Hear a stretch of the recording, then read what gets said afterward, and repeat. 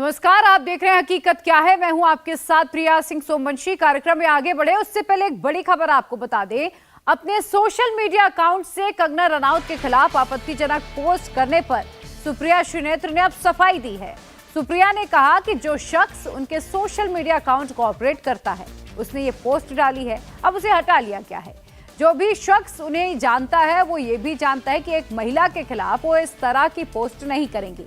कंगना ने कहा कि उनके नाम से एक पैरोडी अकाउंट भी चल रहा है, उन्होंने इसको भी रिपोर्ट किया है और सुप्रिया श्रीनेत्र अभी तक माफी नहीं मांगी है, बल्कि उन्होंने इस पूरे मामले में सफाई दी और कहा कि ये जो आपत्तिजनक पोस्ट उनके अकाउंट से की गई है, ये पोस्ट उन्होंने नहीं की है। उनके सोशल मीडिया अकाउंट्स कई लोग चलाते हैं, कई लोग हैंडल करते हैं। सुप्रिया ने कहा कि जो लोग मुझे जानते हैं वो ये भी जानते होंगे कि महिला के नाम पर मैं इस तरह की आपत्तिजनक बातें नहीं कर सकती हूं। उन्होंने ये भी कहा कि मेरे नाम के कई पैरोडी अकाउंट्स बने हैं और उसी पैरोडी अकाउंट से ही ये पोस्ट किया गया था, जिसे उठाकर मेरे फेसबुक पर पोस्ट कर दिया गया। हालांकि सुप्रिया ने यहाँ पर एक बार भी माफी नहीं मांगी है।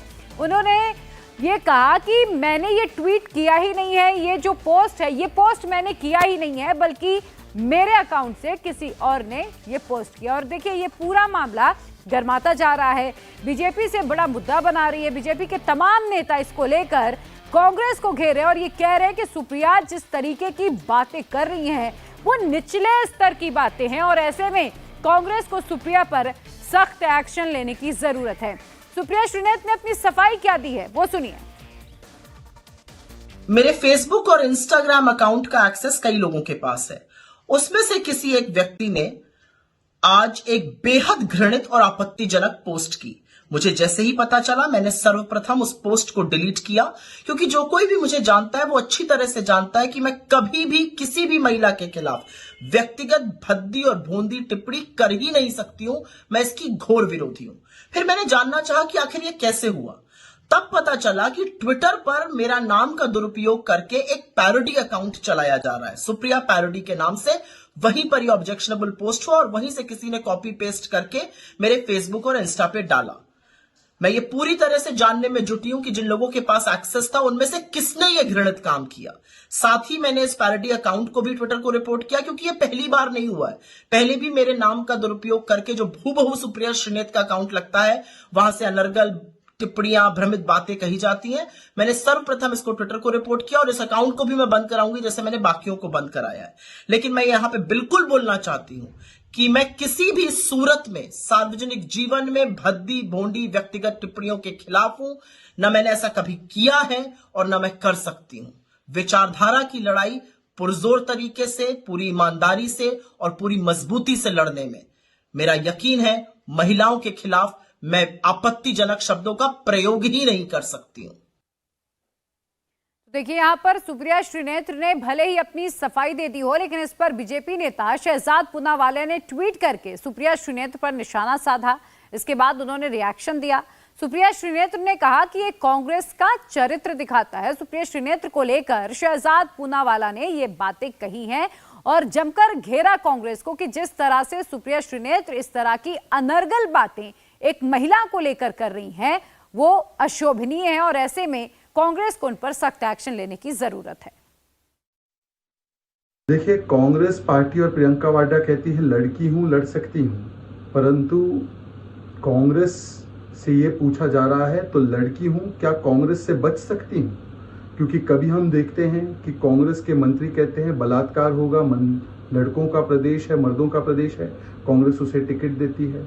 कभी कांग्रेस के नेता पर अंकिता दत्ता आरोप लगाती है, कांग्रेस अंकिता दत्ता को निकाल देती है।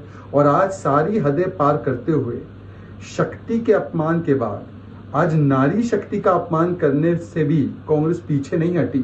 और कंगना रनौत जी के बारे में जो अभद्र और भद्दी पोस्टिंग इंस्टाग्राम पर सुप्रिया श्रीनेत्र, जो इनकी सोशल मीडिया आईटी टीम की हेड है, राष्ट्रीय प्रवक्ता है, उन्होंने की, ये अस्वीकार्य है, परंतु ये कांग्रेस की मानसिकता को झलकाता है। नरेंद्र मोदी ने 2024 की सेना कैसे बनाई? चुनाव में नए नए नेताओं को लाना, बड़े बड़े नेताओं का टिकट काट देना, मंडी सीट से कंगना रनौत को लड़ाना, मेरठ से अरुण गोविल को उतार देना, बशीरहाट से रेखा पात्रा को टिकट दे देना, इन फैसलों का आधार क्या होता है? टिकट बांटने के लिए बीजेपी कैसे सर्वे कराती है? किन किन बातों को ध्यान में रखती है? किसे ज्यादा तरजीह दी जाती है? नरेंद्र मोदी टिकट देने में कौन सी साइंस लगाते हैं? किसका टिकट बचाना है, किसका टिकट कटना है, किसका टिकट उड़ाना है, ये सब कुछ बेहद साइंटिफिक तरीके से किया गया। कहा यह जा रहा है कि इसी साइंस से 400 सीटों का मैथ्स निकला है। ये साइंस आखिर है क्या, और इसके आगे का जो मैथ्स है वो क्या है, यह आपको जानने के लिए मिलेगा हमारे इस 20 मिनट की रिपोर्ट में।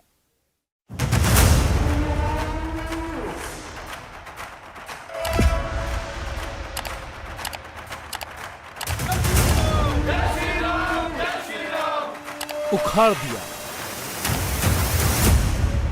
अगर उद्धव ठाकरे ने 4 साल पहले ये ना लिखा होता तो क्या कंगना रनौत को टिकट मिलता?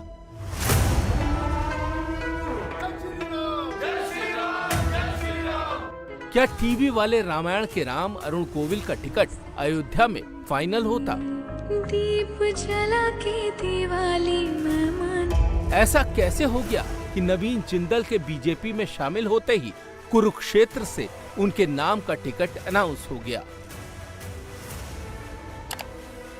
शाहजहां शेख की संदेश खाली वाली सीट बशीरहाट के लिए बीजेपी ने रेखा पात्रा को कैसे ढूंढा? और बाइक पर खड़े होकर पार्टी का झंडा बांधने वाले अरूप कांति दीगर को बीजेपी का टिकट कैसे मिल गया?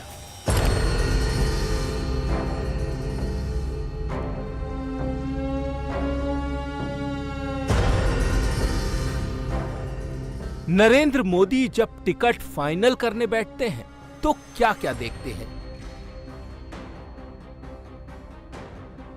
होली से एक दिन पहले मोदी की पार्टी ने शुभ मुहूर्त देखकर 111 के शुभ अंक में टिकट घोषित किए। क्या ये 400 सीट दिलाने वाली लिस्ट है? मोदी ने जिनके टिकट फाइनल किए उनके जीतने का चांस कितना है? मोदी की होली वाली लिस्ट में स्टार पावर है, लेकिन बीजेपी के लिए सबसे बड़े स्टार खुद नरेंद्र मोदी हैं। हम आपको बताते हैं कि मोदी की लिस्ट के पीछे का मैसेज क्या है। आपको ये भी बताएंगे कि जिनको मोदी ने टिकट दे दिया उनको संसद में पहुंचा देने की गारंटी कैसे दे दी। जो लड़ सके, जो टिका रहे, जो जमीन पर दिखे और जो काम करके दिखाए। नरेंद्र मोदी का टिकट वाला क्राइटेरिया बहुत कॉम्प्लेक्स नहीं है, फिर भी जो नेता इसे समझ नहीं पाते उनका नाम कट जाता है। मेनका गांधी को टिकट मिला और वरुण गांधी का टिकट कट गया। ऐसा क्यों हुआ? मेनका वरुण से मोदी की कोई दुश्मनी नहीं है। दुश्मनी होती तो मेनका गांधी को भी सुल्तानपुर से टिकट नहीं मिलता। अब जब टिकट मिल गया तो मेनका की जीत भी निश्चित है। सुल्तानपुर में मेनका गांधी का मुकाबला सपा के भीम निषाद से होगा। 2019 में मेनका गांधी ने सुल्तानपुर की सीट सिर्फ 14,526 वोटों से जीती थी। आपको लगता होगा कि इस बार मेनका की सीट फंस सकती है, लेकिन हमारे ओपिनियन पोल में मेनका गांधी सुल्तानपुर से जीत रही हैं। मेनका गांधी सपा के भीम निषाद को आसानी से हरा देंगी। वरुण गांधी का केस अलग है। वरुण ने चालाकी की। 4.5 साल तक तो वो बीजेपी और नरेंद्र मोदी के खिलाफ बोलते रहे और चुनाव से 6 महीना पहले अचानक बीजेपी मोदी करने लगे। 2016 में बीजेपी की राष्ट्रीय कार्यकारिणी में वरुण गांधी ने अपनी ताकत दिखाने की कोशिश की थी। 2017 में वरुण गांधी ने यूपी का मुख्यमंत्री बनने की कोशिश की। योगी आदित्यनाथ के मुख्यमंत्री बनने के बाद वरुण ने उल्टे सीधे कमेंट किए। किसान आंदोलन के दौरान वरुण गांधी ने विरोधी पार्टी के नेताओं की तरह बयान दिए। पार्टी को यह समझ में आता है, टिकट देते समय पूरे 5 साल का हिसाब देखा जाता है, इसीलिए वरुण गांधी को तीसरी बार टिकट नहीं मिला। पीलीभीत से बीजेपी ने जितिन प्रसाद को टिकट दिया है। योगी सरकार के ब्राह्मण मंत्री जितिन प्रसाद का मुकाबला सपा के भगवत सरन गंगवार से होगा। इस मुकाबले में जितिन प्रसाद की जीत सुनिश्चित दिख रही है। यूपी के मेरठ में मोदी ने 3 बार के सांसद राजेंद्र अग्रवाल का टिकट काट दिया। बनिया का टिकट काटा तो मेरठ में बनिया को ही टिकट दिया। राम लहर भुनाने के लिए अरुण गोविल लाए गए। अरुण गोविल भी बनिया है, मेरठ के हैं, मेरठ में ही बचपन बीता है। समझिए कि एकदम लोकल कैंडिडेट को ढूंढा गया है।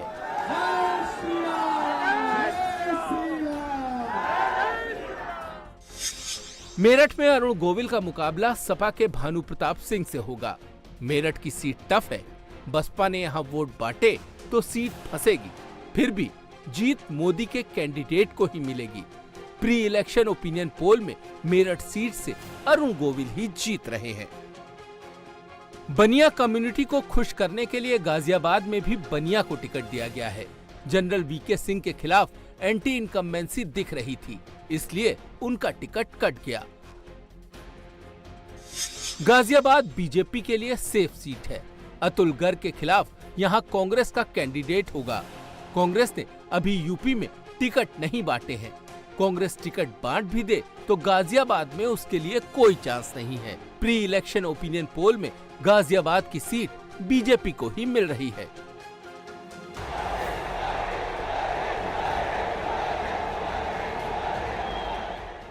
बीजेपी की कोशिश रहती है कि एंटी इनकम्बेंसी हो भी तो रिफ्लेक्ट नहीं होनी चाहिए।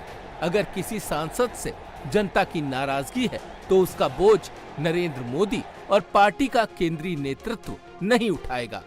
सांसद के लिए नाराजगी है तो उसे सांसद खुद ही संभाले।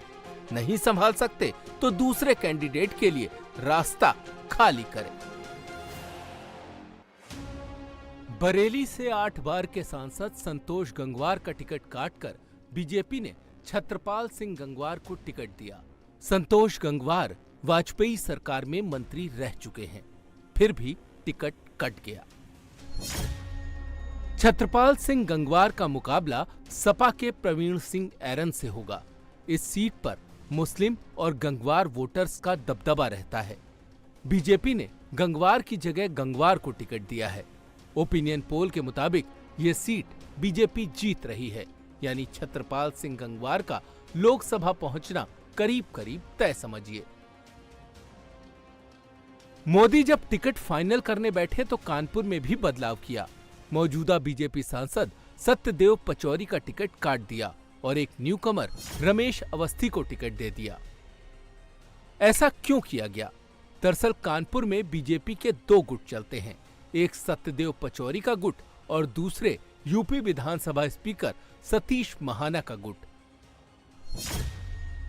कानपुर सीट से रमेश अवस्थी के खिलाफ कांग्रेस का कैंडिडेट होगा। इस सीट से रमेश अवस्थी के जीतने की संभावना है।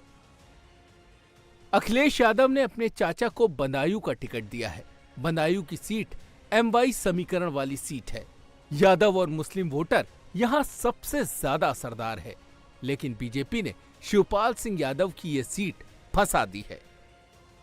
यहां से स्वामी प्रसाद मौर्य की बेटी संघमित्रा मौर्य बीजेपी की सांसद हैं। बाप के बड़बोलेपन ने बेटी का टिकट कटवा दिया। अब बीजेपी ने ओबीसी के शाख के वोटर्स पर दांव खेला है। बदायूं से बीजेपी का टिकट पाने वाले दुर्विजय सिंह शाख के बीजेपी के क्षेत्रीय अध्यक्ष हैं। वो पिछले 30 साल से संघ से जुड़े हैं। उन्होंने नगरीय निकाय चुनावों में बीजेपी को जीत दिलाई। बदायूं सीट से दुर्विजय सिंह शाक्य की जीत करीब करीब कंफर्म है। मुरादाबाद एक और मुश्किल सीट है। बीजेपी ये सीट 2019 में हार गई थी। मुरादाबाद मुस्लिम वोटों का मैग्नेट है। सपा ने अपने सांसद ST हसन पर भरोसा जताया है। बीजेपी ने मुरादाबाद से ठाकुर सर्वेश सिंह को टिकट दिया है। सपा से लड़ने के लिए यहां BSP ने भी मुस्लिम कैंडिडेट दिया है। इससे मुस्लिम वोटों का बंटवारा तय है। मुरादाबाद से सर्वेश सिंह की जीत हो सकती है। महंगाई किस जगह पर है? बेरोजगारी 40 साल में सबसे ज्यादा है। किसान परेशान है। किसी गरीब की कोई सुनवाई नहीं है और खासतौर से हिंदुस्तान की दूसरी बड़ी आबादी की जो दिलादारियाँ हुई हैं उससे सभी लोग परेशान हैं, अपने बच्चों के मुस्तकबिल के बारे में सोचते हैं। तो मैं समझता हूँ कि सिर्फ हिंदू मुसलमान की राजनीति से काम नहीं चलने वाला है। लोगों को विकास चाहिए, रोजगार चाहिए, महंगाई कम होनी चाहिए, किसान खुशहाल होना चाहिए, गरीब की मदद होनी चाहिए, मरीज की मदद होनी चाहिए। उन मुद्दों पे हमारा चुनाव हम लोग लड़ेंगे। बाकी जो धार्मिक चीज़ें हैं वो इंसान की पर्सनल होती हैं। हम सब का पैदा करने वाला एक है, हम सब का पालनहार एक है। मुस्लिम बहुल सहारनपुर की सीट 2014 में बीएसपी ने जीती थी। इस बार ट्रायंगुलर फाइट है। बीजेपी ने राघव लखनपाल को उतारा है। कांग्रेस ने यहां से टिकट अनाउंस नहीं किया है, फिर भी इमरान मसूद के चुनाव लड़ने की संभावना है। बीएसपी ने माजिद अली को उतारा है। ट्रायंगुलर फाइट में राघव लखनपाल की जीत हो सकती है।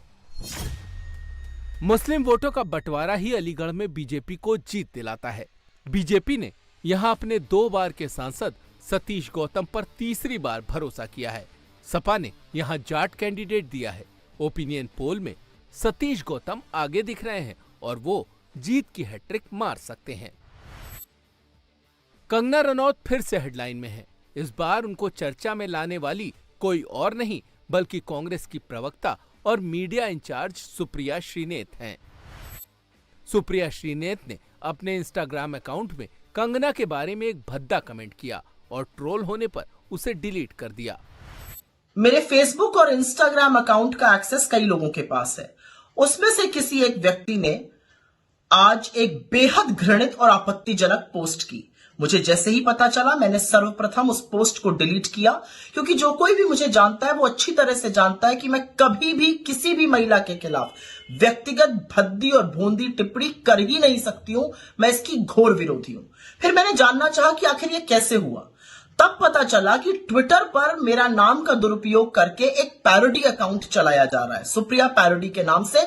वहीं पर ये ऑब्जेक्शनेबल पोस्ट हुआ और वहीं से किसी ने कॉपी पेस्ट करके मेरे फेसबुक और इंस्टा पे डाला। मैं ये पूरी तरह से जानने में जुटी हूं कि जिन लोगों के पास एक्सेस था उनमें से किसने ये घृणित काम किया। मगर बीजेपी ने इसे मुद्दा बना लिया है।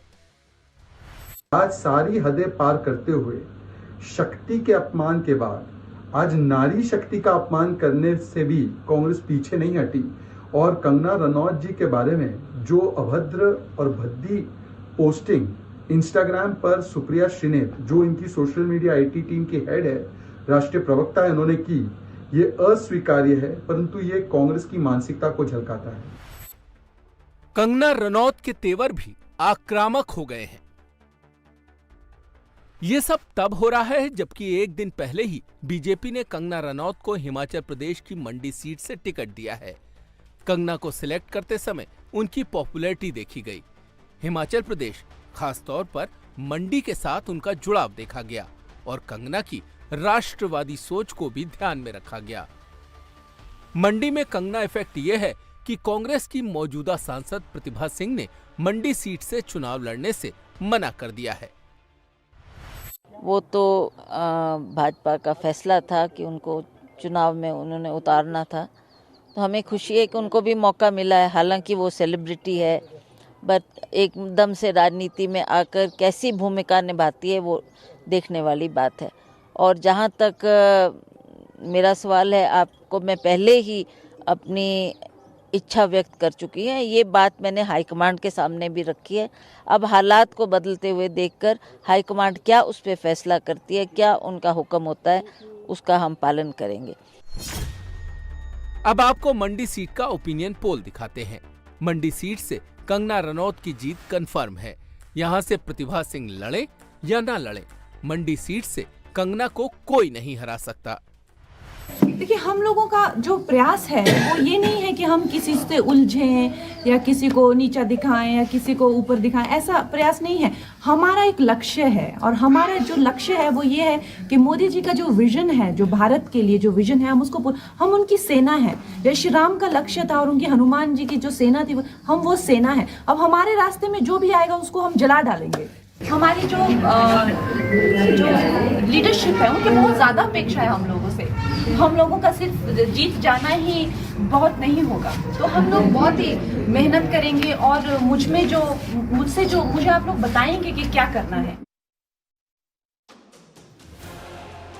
कंगना उसी दिन बीजेपी के करीब हो गई थी जिस दिन महाराष्ट्र की उद्धव ठाकरे सरकार ने बीएमसी का बुलडोजर भेजकर कंगना का स्टूडियो तोड़वा दिया था और शिवसेना के मुखपत्र में लिखा गया था, उखाड़ दिया। नरेंद्र मोदी कंगना को कहीं से भी लड़ा सकते थे, लेकिन उन्होंने मंडी सीट चुनी क्योंकि इस सीट से बेहतर कंगना के लिए कोई और सीट नहीं हो सकती थी। प्रधानमंत्री कैसे टिकट का सिलेक्शन करते हैं, इसका एक और उदाहरण केरल की वायनाड सीट है। मोदी ने यहां से के सुरेंद्रन को टिकट दिया है। के सुरेंद्रन केरल बीजेपी यूनिट के प्रदेश अध्यक्ष हैं। 2019 में के सुरेंद्रन पथानमथिट्टा सीट से लड़े थे। 2019 में के सुरेंद्रन को 2,97,396 वोट मिले थे।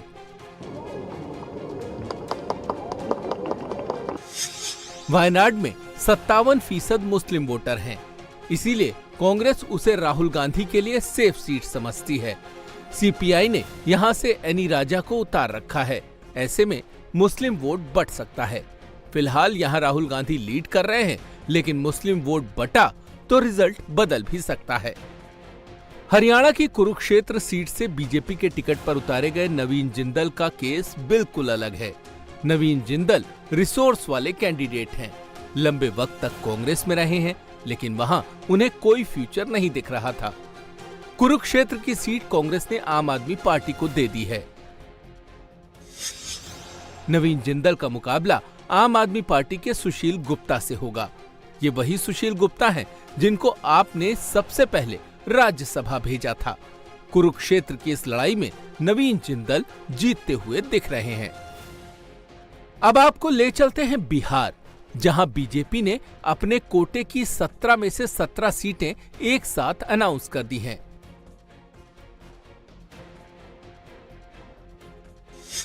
बेगूसराय से गिरिराज सिंह को उतारा गया है। सामने सीपीआई का कैंडिडेट हो सकता है, लेकिन जीत गिरिराज सिंह की ही होगी। बक्सर में बीजेपी ने टिकट बदला है। ब्राह्मण अश्विनी चौबे का टिकट कटा और दूसरे ब्राह्मण मिथिलेश तिवारी को टिकट मिला। आरजेडी यहां से जगदानंद सिंह के बेटे सुधाकर सिंह को लालटेन का सिंबल पकड़ा चुकी है, लेकिन बक्सर से मिथिलेश तिवारी ही जीतते दिख रहे हैं। आरा सीट आरजेडी और सीपीआईएमएल के बीच फंसी है। बीजेपी ने केंद्रीय मंत्री आरके सिंह पर फिर भरोसा जताया है। ये सीट भी बीजेपी को ही मिलती दिख रही है। इसी तरह पटना साहिब की कायस्थ बहुल सीट से रविशंकर प्रसाद के सामने जो भी आ जाए, रविशंकर प्रसाद की जीत कंफर्म लग रही है। और सारण से पूर्व केंद्रीय मंत्री राजीव प्रताप रूडी का जीतना करीब करीब तय है। मेरी कोई विश्वसनीयता कितनी है मैं नहीं जानता। नरेंद्र मोदी की विश्वसनीयता आम लोगों में, गरीबों में, किसानों में इतनी अधिक है कि बिहार में 40 का 40 सीट, उसमें बेगूसराय भी होगा। वो उम्मीद नरेंद्र मोदी के कारण है। ये नरेंद्र मोदी ने किया है। श्री बाबू के सपनों का जो बेगूसराय था, उस बेगूसराय को फिर से सजाया बनाया। फर्टिलाइजर बैठ गया था, 10,000 करोड़ का फर्टिलाइजर में। थर्मल बैठ गया था, 2 यूनिट एनटीपीसी का दिया। मोकामा पुल बैठ गया था, 6 लेन का रोड लाइन दिया। मुंगेर का वाजपेयी जी ने उसका रखा शिलान्यास, यही नीतीश कुमार थे मुख्यमंत्री, लेकिन कांग्रेस ने 10 साल में उसको ठप कर दिया, फिर मोदी ने बनाया। पश्चिम बंगाल की मुस्लिम बहुल बशीरहाट सीट को जीतना बीजेपी के लिए बहुत मुश्किल है। यहाँ मुस्लिम वोटर का ऑफिशियल नंबर 47% है, अनऑफिशियल डेटा 53% तक जाता है। यहाँ से मोदी ने उस महिला को टिकट दिया है जिसने शाहजहां शेख के खिलाफ पहली एफआईआर दर्ज कराई थी। नाम है रेखा पात्रा। बशीरहाट में रेखा पात्रा का मुकाबला तृणमूल के हाजी नुरुल इस्लाम से होगा। तृणमूल ने यहां से नुसरत जहां का टिकट काटा है। ओपिनियन पोल में हाजी नुरुल इस्लाम जीतते दिख रहे हैं। पश्चिम बंगाल की ही कृष्णानगर सीट पर महुआ मोइत्रा के खिलाफ राजमाता अमृता रॉय को टिकट दिया गया है। यहां से राजमाता की जीत हो सकती है। लोकसभा चुनाव में जीत तुक्के से नहीं मिलती। एक एक सीट के लिए सारे इक्वेशन साधने पड़ते हैं। मोदी इसके लिए मेहनत करते हैं, इसीलिए ओपिनियन पोल हो या रिजल्ट, मोदी ही आगे दिखते हैं। मोदी की पार्टी का नारा है 400 पार। इस बार 400 लाने से बीजेपी को कोई नहीं रोक सकता। अगर कोई रोक सकता है तो वो है दोनों यादव परिवार। बिहार में लालू और यूपी में अखिलेश यादव। आज दोनों परिवार अलग अलग अंदाज में होली मना रहे थे। दोनों अलग अलग मीटिंग्स कर रहे थे। दोनों का कैलकुलेशन अलग अलग है। लालू ने घर में 7 बेटियों को बुलाया, लेकिन किसे टिकट थमाया? अखिलेश ने पूरी फैमिली को बुलाया और किसे टिकट दिया? यूपी और बिहार को मिलाकर लोकसभा की 120 सीटें आती हैं। सभी ओपिनियन पोल और सभी सर्वे ये बता रहे हैं कि अखिलेश इस बार एक सीट घर की भी हार सकते हैं। ये दो फैमिली का कैलकुलेशन क्या कह रहा है, ये आप समझिए। 4 जून को कौन मनाएगा होली? किसकी खाली रह जाएगी झोली? इंडी सीट बंटवारे पर अटका बिहार महाराष्ट्र में नया झटका। इंडी के पास उम्मीदवारों का टोटा, एनडीए के पास 350 विनर। जो सीट नहीं बांट पा रहे वो मोदी से कैसे लड़ पाएंगे? होली पर मोदी विरोधी मोर्चे का रंग सीट बंटवारे की फांस ने फीका कर दिया है। लालू एंड फैमिली ने पटना के बजाय दिल्ली में होली मनाई। लालू, राबड़ी और तेजस्वी के साथ पूरे परिवार ने रंग गुलाल उड़ाया। लालू ने बेटियों के साथ होली की फैमिली पिक्चर भी जारी की। इसमें लेफ्ट टू राइट चंदा यादव, रोहिणी आचार्य, मीसा भारती, रागिनी यादव और राजलक्ष्मी यादव मौजूद हैं। लालू की बेटी रोहिणी आचार्य भी सिंगापुर से होली खेलने दिल्ली पहुंच गईं। लालू ने उन्हें सारण से आरजेडी का उम्मीदवार बनाया है। बड़ी बेटी मीसा भारती पाटलिपुत्र सीट से चुनाव लड़ेंगी। 24 में लालू का समाजवाद पूरी तरह से परिवारवाद के इर्द गिर्द घूम रहा है। लेकिन मोदी लहर में क्या 2 बेटियों को सांसद बनाने का सपना लालू पूरा कर पाएंगे? सारण में रोहिणी आचार्य का मुकाबला बीजेपी के राजीव प्रताप रूडी से हो सकता है। यहां से रूडी लगातार 2 चुनाव 2014 और 2019 जीत चुके हैं।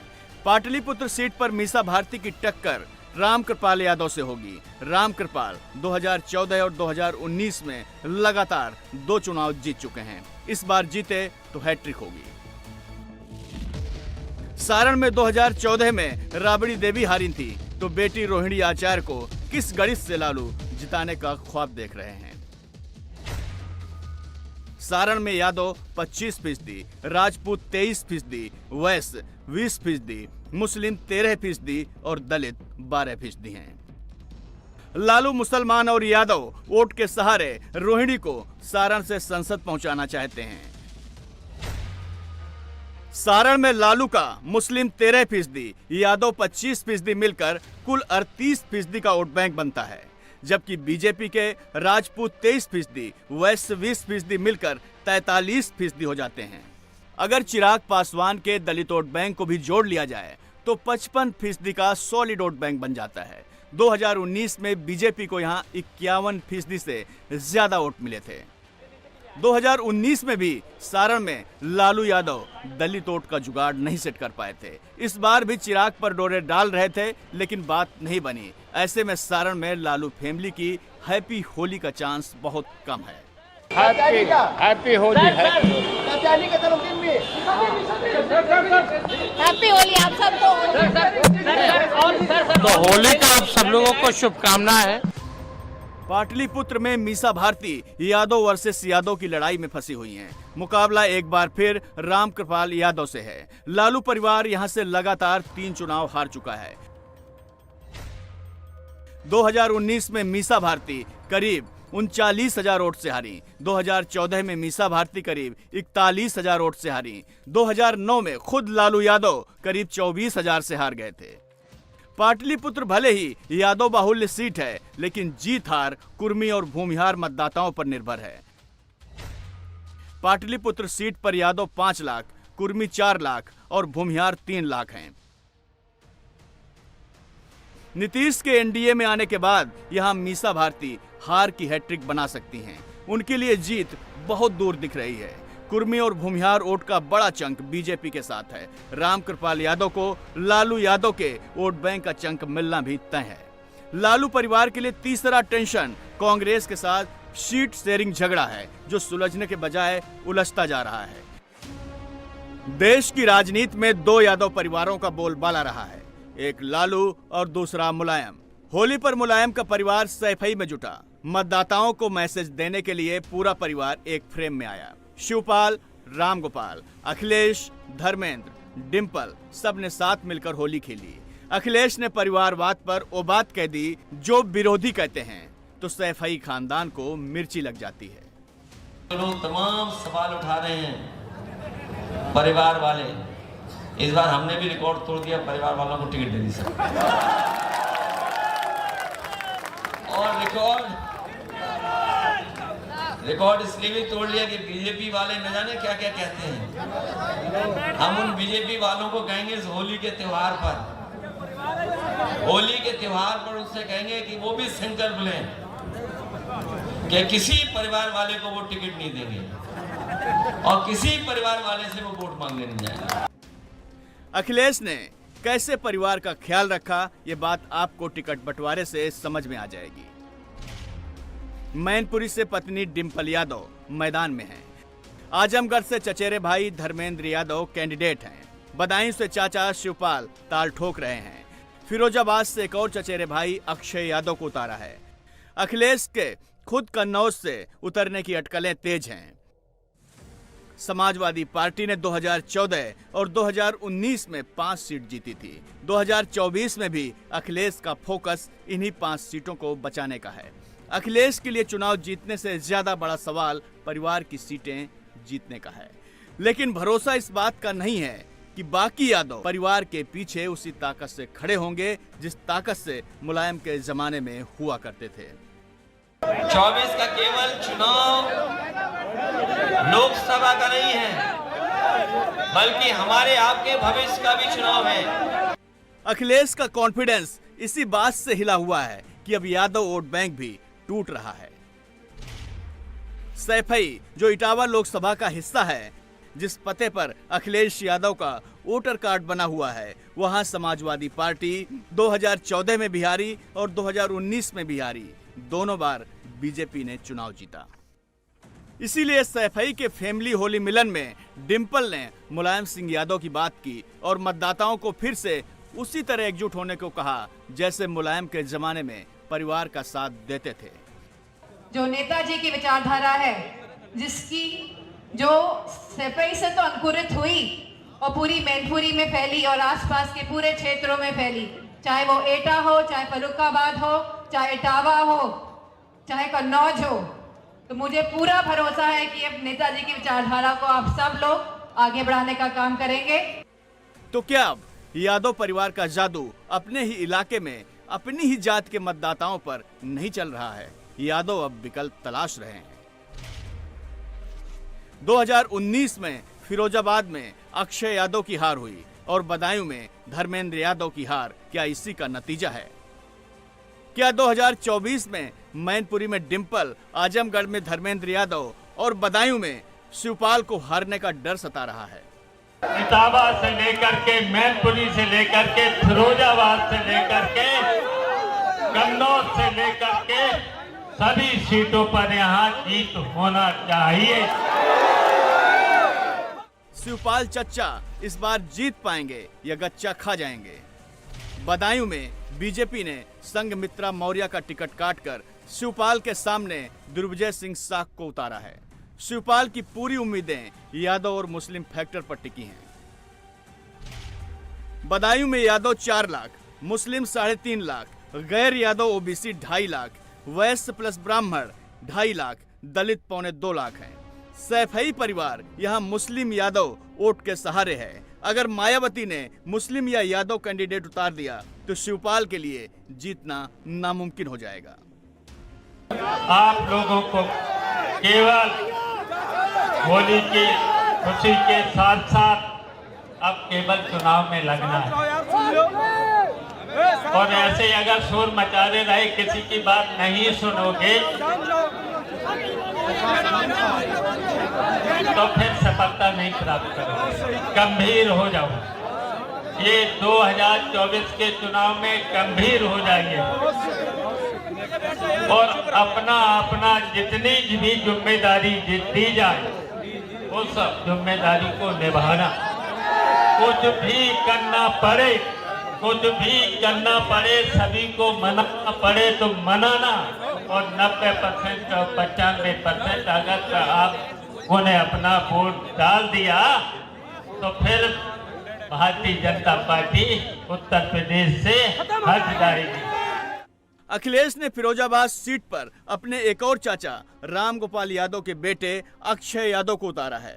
यादवलैंड की सीट पर भी अखिलेश का मुस्लिम यादव समीकरण ही काम करता है। फिरोजाबाद में यादव 2.5 लाख, मुस्लिम 2.5 लाख, दलित 3 लाख, शाक्य 80,000, ठाकुर प्लस ब्राह्मण 1.5 लाख हैं। 2019 में अक्षय यादव को बीजेपी के चंद्रसेन जादव ने हराया था। बीजेपी ने अब तक इस सीट पर कैंडिडेट का ऐलान नहीं किया। यहां कांटे की टक्कर में पलड़ा बीजेपी का ही भारी है।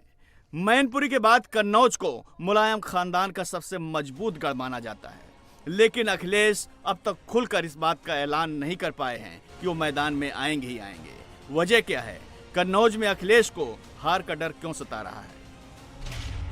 कन्नौज लोकसभा में दलित 21%, मुस्लिम 16%, यादव 16%, ब्राह्मण 15%, राजपूत 10% हैं।